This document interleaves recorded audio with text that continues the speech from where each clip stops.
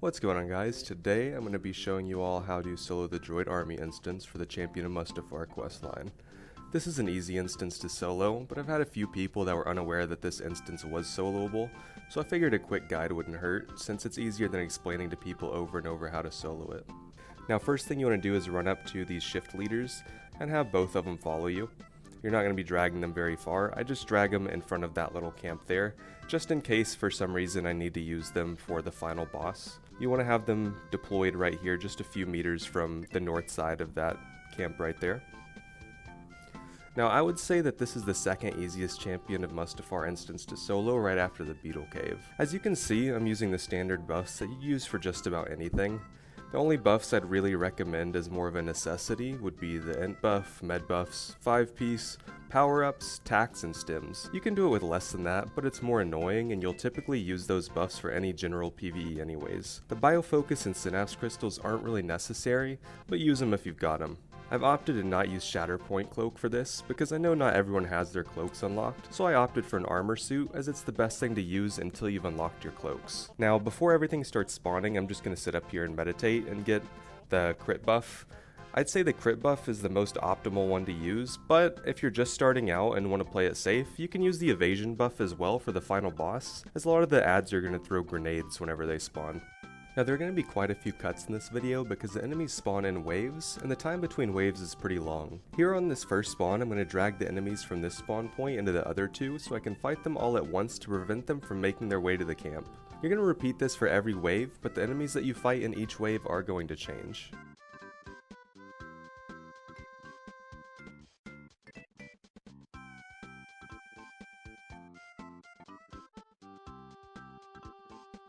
Now that I have them grouped up, I'm going to go ahead and speed this up, and I'm also going to do this for every future wave that I show you guys just to avoid a 20-minute video.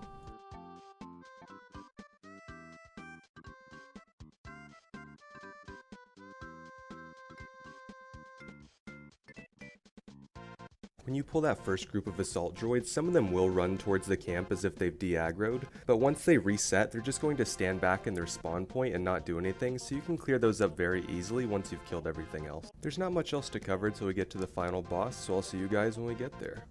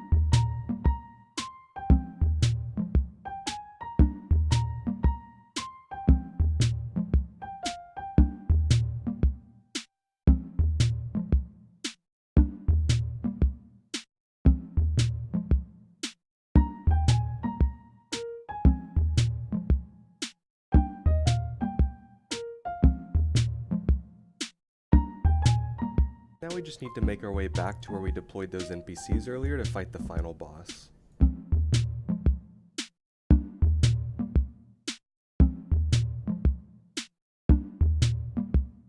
When the forward commander spawns, he'll have a group of assault droids and a group of elite guards with him. You'll want to focus the elite guards because they can throw cryo grenades, and without enough evasion, these can wreck you. If you struggle here, or if you just want to kill everything faster, you can drag them into the NPCs that we deployed earlier.